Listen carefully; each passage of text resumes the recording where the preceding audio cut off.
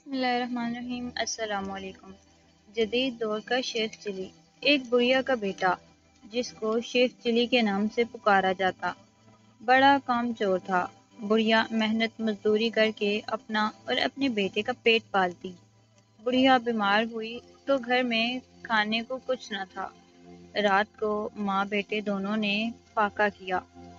اگلے دن ماں نے کہا اب تم کچھ کام کرو، جنگل سے لکڑیاں لا کر بیچ دیا کرو تاکہ گزر و اوقات ہو سکے۔ شیخ چلی نے جنگل کی راہ لی۔ جو درخت اس کے راستے میں آتا اس سے پوچھتا میں تجھے کاٹ لوں۔ کسی درخت نے جواب نہ دیا۔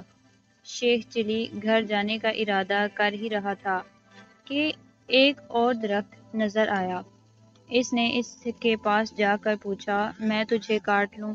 درخت بولا ہاں کاٹ لے، مگر ایک نصیحت کرتا ہوں، میری لکڑیوں سے پلنگ بنانا اور بادشاہ کے دربار میں لے جانا۔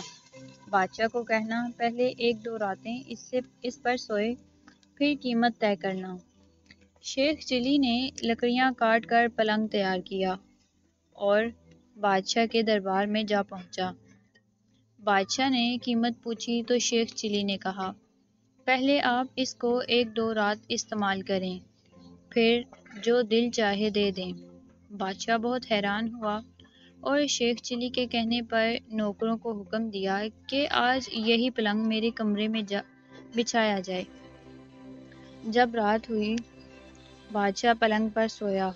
آگے کی کہانی کے لیے میرے چینل کو سبسکرائب کیجیے۔ ویڈیو پسند آئے تو لائک شیئر کرنا مت بھولیں۔ ملتے ہیں نیکسٹ ویڈیو میں۔ Thanks for watching. اللہ حافظ۔